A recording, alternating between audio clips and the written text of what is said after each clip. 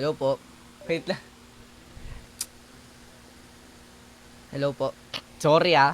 First video ko to guys. Di ko alam. Di pa ako marunong mag-intro. Di ko pa alam intro ko actually. So, pagpigyan nyo na ako please lang. Hello everyone, it's C7 Johan. Sa mga hindi pa nakakilala sa akin, my name is Prince Johan Nepomuceno. I'm from a P-pop group called Cloud7. And my stage name is yun. Kagaya na sinabi ko kanina, C7 Johan. Gumawa na ako ng channel na to. Welcome to my YouTube channel. Take two. Welcome to my YouTube channel. Yes po, gumawa ako ng YouTube channel kasi why not? Mag-engage naman ako for something new, diba? So, for my first video, magkakaroon tayo ng fan questions. If you guys are wondering kung bakit ako nagtanong na or nag-chat sa broadcast channel ng Cloud7 tsaka sa Discord ng Tender Hearts na magbigay ng tanong kasi gagawa ako ng content. Pero di ko sinabi kung saan ko ipopost yung video. Eto, dito ko ipopost. Yes, dito ko ipopost. Sana magustuhan nyo itong video na to. I'm gonna answer some of the fan questions so that makilala nyo pa ako guys. For sure, di nyo pa ako masyado kilala. Kaya, sana, opo. Alright, question number 1. What's your hobbies? Easy question. Madami akong hobbies. Game. First, sports. Yung sports ko is badminton, mainly swimming, and volleyball. Pangalawa, singing. Given na yun. Pangatlo, dancing. Given na yun.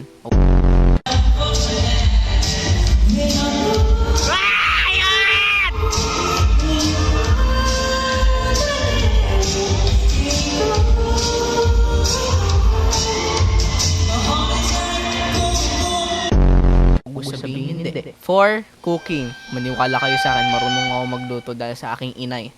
Pang-5, watching anime. 6, reading manga or manga kasi mahilig ako manood ng manga. Ay, magbasa ng manga at saka ng manhwa. Mahilig ako sa manga yung Indian Mango. At lastly, experimenting my life. Kasi syempre, experiment naman din tayo ng buhay natin. Kasi wala naman din ako magawa sa buhay ko naman din mag-experiment kung ano yung gusto kong gawin, di ba? Hindi naman ganun. I love experimenting my life. Exploring my life. Alright guys, 2 questions. Alright guys, second question. What food do you eat when you're sad and happy? I love eating ice cream when I'm sad. For real. Ever since I was a kid, yun lagi kinakain ko, ice cream. Kapag umiiyak ako, kapag bored ako, ice cream makes me happy. I love ice cream so much. Any flavor. Wag lang yung pangatlasa. Basta ice cream. Third question. Top 3 favorite Filipino food. Umpisa tayo sa top 3. Top 3 ko is adobo. Top 2 ko is sisig. Top 1 ko sinigang. Pero I only love sinigang kapag yung nanay ko yung nagluto. I love sinigang. Pero the best pa rin yung sa nanay ko. Top 4. What is your weirdest habit that no one knows about? My weirdest habit. Okay. Weirdest habit ko yung... Alam niyo yung... Kunyari, ito, explain ko na lang. Alam niyo yung feeling ko ADHD to guys ADHD. Ayun, ADHD. Feeling ko yun ADHD ba yun? Kapag, diba, kunyari, nag-aantay lang tayo, nakatayo lang tayo. Pero alam mo yung hindi ako mapakali. Hindi mapakali yung katawan ko na gustong gumalaw. Yung paa ko lagi gumagalaw, gumaganon ako. Tapos minsan, ganun ako ng ganon, sumasayaw ako bigla, pero hindi ko naman intention na gawin yon. Talaga yung katawan ko lang, ewan ko, basta habit ko lagi yun. Habit ko mag-fidget na mga gamit, fidget yung katawan ko. Alright, question number 5. As a musician yourself, what's one song that would describe your whole life or journey? Fix You by Coldplay. I love that song so much. Yung song kasi na yun, maganda kasi yung meaning ng kanta Search natin yung lyrics. I'll explain why Fix You is what I describe myself that time. Kasi dati kasi lagi ako na-fail sa mga ginagawa ko. Even though I'm trying my best.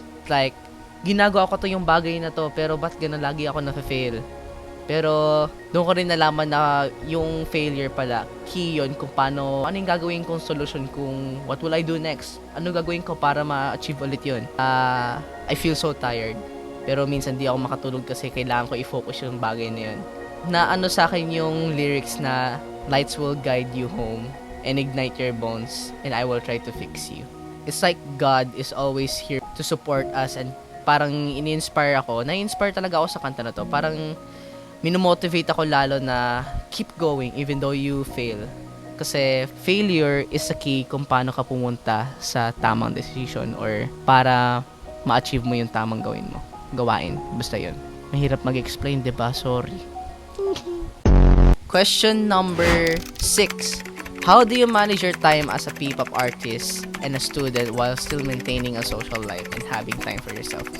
Siguro start muna tayo sa kung paano ko i-manage yung time ko as P-pop artist and as a student.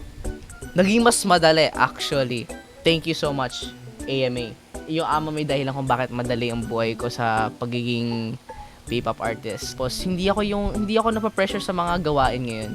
Pero since grade 12 ako, syempre mga work immersion, pero ganun. Pero sobrang babait ng mga teachers. Syempre, hindi pwede ako lagi mag-realize sa kanila, pero dahil sa kanila mas naging madali yung buhay ko as a P-pop artist. Hindi malawak lagi yung schedule ko, tapos hindi ako nahihirapan sa mga studies. Madali. Thank you so much, Ama. You're so amazing. Tapos how will I fit my time for myself? Paano ko i-fit doon sa pagiging P-pop artist? Ayun na yun. Ito na yun. So pagiging P-pop artist ko, doing performing sa mga rainbows para sa inyo. It's like having time for myself. If I'm having time for myself, siguro I'll make videos na since I'm starting a YouTube channel na para magkakaroon akong drops para kung ano yung ipopost ko, sige, ayun na lang. The more you think that what you're doing is fun, the more you will enjoy it talaga. So, hindi ka mapapagod sa ginagawa mo. Kaya, I'm still here. Happy. Question number 7. What's your favorite music na gusto mong pakinggan din ng iba? Gatekeeps rather. Please listen to Room for You by Grant Perez and Lynn Lapid. It's the best. Kinover ko yun actually. Ito yung sample. Even if the world around you feels like it's falling apart, there'll forever be room for you inside of my heart. It's true. Question number 8. First ever K-pop and P-pop group that you stan. Alam nyo na to syempre. First K-pop group na na-stan ko is BTS. Di ba, Ate Kyra? Yes! Si Ate Kyra tsaka si Ate Tricia. Ate Sia Manila yung nag-introduce sa akin ng BTS. When I was grade 4 that time, no? Actually, dati basher ako ng BTS. Pero ngayon, sobrang hardcore fan na ako ng BTS. Top 1. Kasi, pasway pa ako ng bata ako eh. Siyempre, pasway naman talaga ako dati. Sorry po, mahal ko kayo. Character development, yes. I really love BTS so much. Sila naging inspiration ko kung bakit nandito ako ngayon sa pagiging P-pop.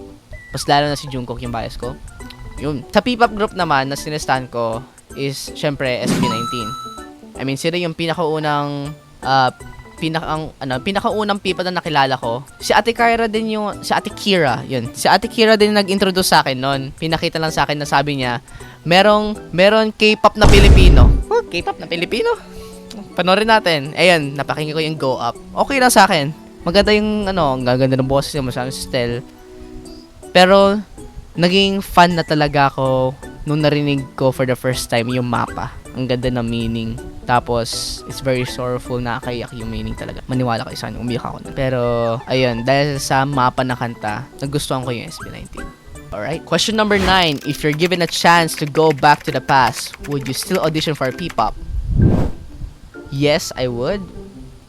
Why not grab the opportunity na mag-audition pa rin ako for P-pop? Kasi, syempre, passion ko talaga maging performer. Ever since bata pa lang ako, nagpe-perform na ako sa school namin, sa stage. Kaya medyo may experience na ako. So, why not mag-perform ako? Alright, I guess that's it. Thank you guys so much for watching. I really appreciate na nakarating kayo dito sa end ng video. Sana hindi nyo na-skip. Subscribe and like this video. Share nyo rin to sa mga tao na kakilala nyo. And yeah, thank you guys so much. And before I end the video, I would like to promote our social media platforms and our music sa lahat ng music platforms. First, yung Cloud7PH. Please do stream our songs. Tara na tayo na louder, silipin ang mundo at all music platforms. And of course, nasa bio link, yung link nasa bio ko, kahit di nyo na i-search, click nyo na lang doon, pati yung social media ko. Please follow me, follow Cloud7 and other members. Thank you guys so much for joining me today. Love you.